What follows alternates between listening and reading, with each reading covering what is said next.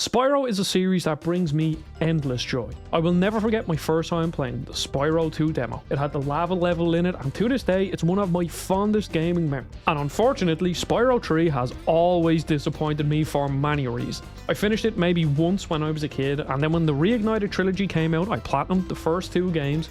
I started up Spyro 3 and I got fed up. 2025 is Spyro 3's 25th anniversary, which is crazy to say, so I think it's time to finally beat this game to see if it's really as bad as I remember. Now, when discussing PS1 and PS2 platformers, you always have to talk about third entry syndrome. Every single series fell into this where they just ran out of ideas. The first game was almost a proof of concept. If you play Spyro 1 now, it's very basic in comparison to Spyro 2 and 3. There's not as much going on, but you could see that they got the charm down perfectly. The little noise when you pick up the gems, just how cute Spyro and Sparks are. They're all just very endearing characters, and it's extremely colourful. And then you go on to Spyro 2 and they just perfected the formula.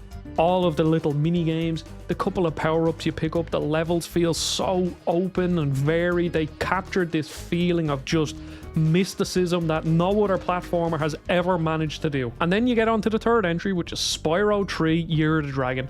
And that's when they start to run out of ideas. Now, Ted Price was on Kinda Funny Games and he was talking about why they changed so much with Spyro 3. He actually gave some really interesting insight to it. He basically said, in most other games, characters have hands, so you can do certain things with them. You can give them a grappling hook, you can give them a new item or a new weapon or whatever. But Spyro has 4 legs. He doesn't have hands, so you're kind of limiting yourself there. So therefore, they had to introduce new characters and they had to introduce a load of vehicles.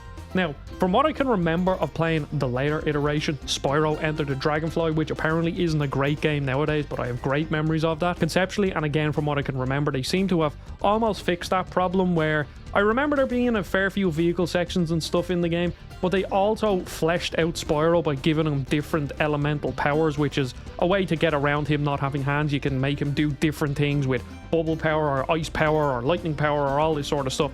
So that sort of seemed to be the better way for it to go. Now again, that's nothing on the execution of Enter the Dragonfly. I haven't played that game in years, so it could be absolutely awful. All I know is it runs really poorly on the PS2. So that's where the third platformer syndrome comes into Spyro. They ran out of ideas, so they decided, let's give you a load of different characters to play as and a couple of vehicle sections, and there you go. And I always thought that was the main issue, the reason why I didn't like Spyro 3 that much. And while it certainly doesn't help its case, it's actually something else that makes it way worse, which I'll go into later. So if you've played Spyro 3, you know about all the different characters. Sergeant Byrd, Bentley, Agent 9, Sheila, these are all different characters that you play. When you first get introduced to them, they have their own dedicated level, and these feel like what I think they should have done for the rest of the game. They introduce the characters' mechanics to you in a level, a full level, and then later on down the line they are just smaller sections of other levels that you use them in, and some of them can be kind of okay, but the majority of them are so bland and boring. It just feels like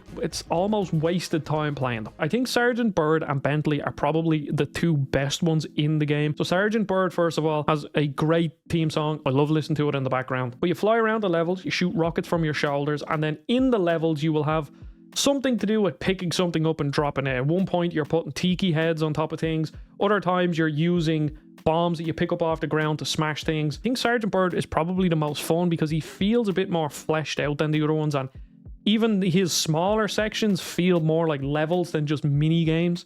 And it's kind of the same with Bentley. Bentley is a abominable snowman, and he has a big club, and you walk around and you smash things, you kill enemies, and that kind of feels a bit like a Spyro level. You're usually just going from point A to B. But the problem with Bentley is he's so big, and the way the camera's positioned, you can't actually really see what's going on. So that is just a problem, and it becomes a big problem in the whack-a-mole section where sometimes you can't even see the whack-a-mole. Now, it's not too big an issue. It's not overly frustrating. It's just all of them little things that add up to almost every single one of these characters not feeling very good. And then you go on to Agent 9, who I believe is like a space monkey. He has a gun. And I like what they try to do with his level. He is a character with a gun, so he has straight up third-person shooter sections. He has a first-person shooter section.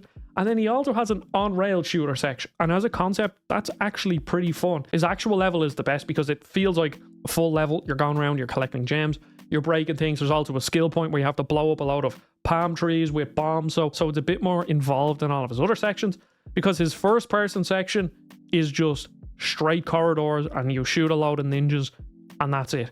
And then the on-rail section, while again as a concept I like it, it just doesn't feel good. And them sections where it's like 2 or 3 hits can be kind of frustrating, because if you get near the end of a level and you get hit 3 times, you just kind of have to restart this whole section where you're slowly moving through, aiming, and it just isn't fun. Again, Spyro 3 isn't this super frustrating game where you're going to be bashing your head off a wall trying loads of things, even if you're going for the platinum. I think the hardest section of the game took me maybe like 15 minutes to do, but it's when every single one of these sections where you're playing as a different character doesn't feel very good to actually just play. You're like, I'm not a big fan of this.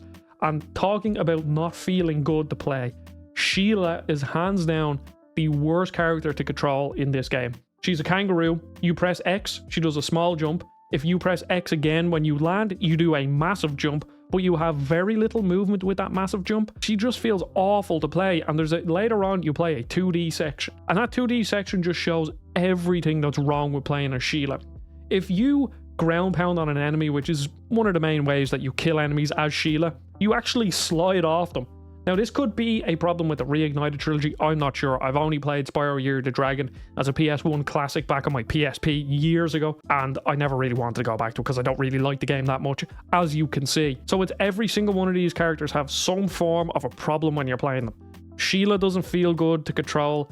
The levels for Agent 9 are extremely bland and boring. Sergeant Bird doesn't actually really have that many issues. The only problem is you can't turn while also flying at the same time. You have to actually take your finger off the analog stick in some way, which doesn't feel good. And then Bentley obviously just takes up the screen, but it really is all them little things that just add up to a very underwhelming experience, especially when you're doing so many of these gimmicks, and I haven't even touched on the vehicle stuff. The thing is about Spyro 3 is that when you are playing a Spyro, it feels like a Spyro game, and it's great. The levels have the same like inhabitants running around, and then there's some evil Rhinox or something attacking them, and you have to go help them. And when you're playing a Spyro, they give you the Spyro experience, you know, your head charging around, picking up gems, killing enemies, finding all the gems, finding all the eggs, doing a couple of skill points, and that is fun. But the problem with all of these gimmicks and the vehicle sections is how it informs the level design. The level design is completely different in Spyro 3, and that is the reason why I dislike it so much in comparison to Spyro 2, and why realistically I'm going to get the platinum. I have a couple more things to mop up, and I'm probably never going to play this game ever again. To make this all make sense, I have to bring in Spyro 2. As I said, I love that game, but the thing that I love about it is that mystical feeling it gives you, that airy fairy music with these wide open levels and a very like high fantasy feel. And that very high fantasy feel of Spyro just lends itself well to giving me that adventurous spirit and that adventurous feeling that I love Spyro so much for. And then when you go into the levels, they feel massive. They all have very distinct individual sections that you go to, and it feels like you're on a big journey across a magma cavern, or you're going across the Scottish Highlands, or you're swimming underwater helping a load of baby turtles. Even though the levels aren't ginormous, obviously, in comparison to something like Banjo-Kazooie or Mario 64, they are small. They still feel big, and Spyro 3 never ever gave me that feeling. It's because the levels feel so disjointed because of all the gimmicks. So you load into any level, and in typical Spyro fashion, you talk to an NPC, they tell you what's going down, then you have to go from point A to B. And in Spyro 2, it is relatively linear, but you will come to these sections where there's a couple ways to go, and you can either go high or low. There's a cave over here, and that still does happen in Spyro 3, but all the levels are a lot smaller, and they're all instanced, and they have portals to different areas. So you could actually only be playing a Spyro for 5 or 10 minutes in a level, and then the next 10 or 15 minutes in a full level, if you're trying to 100% it, are in some vehicle where you have to shoot some things, or an underwater section where you have to, I don't know, jump on a manta ray and again shoot some things. Or you go to a Sergeant Bird section where you're flying around Sergeant Bird, or an Agent 9 section, and all these levels feel disconnected. They just don't feel like places, because it's like they're almost pieced together with, oh, here's this instant swimming section, and here's this instant Agent 9 section, and here's this small section where you're actually going to play as Spyro. And it translates into the hub worlds, because I remember the hub worlds in Spyro 2, again, feeling ginormous. There was loads of different ways to go. There was long jumps, there were secrets you could find and all that. But here, it's like they just condensed everything down. And because they condensed everything down, yes, the game might feel a bit tighter or something, but you end up with it losing that charm of that adventurous feel that realistically is the reason why I love Spyro so much. So as you can see, I'm very passionate about Spyro. It has been years since I've touched the PS2 era of Spyro, Enter the Dragonfly, A Hero's Tale, and even the later ones, Dawn of the Dragon and stuff. I have played them, but it has been years. And if I remember correctly, A Hero's Tale is basically Spyro 3, but on steroids, because you play as all these other different characters. But maybe they're more fleshed out, because I think if you were given fewer characters but gave them actual levels similar to their tutorial levels, this problem might have been fixed and alleviated a small bit. But I think Spyro 3 just falls into third entry syndrome that a lot of these platformers do,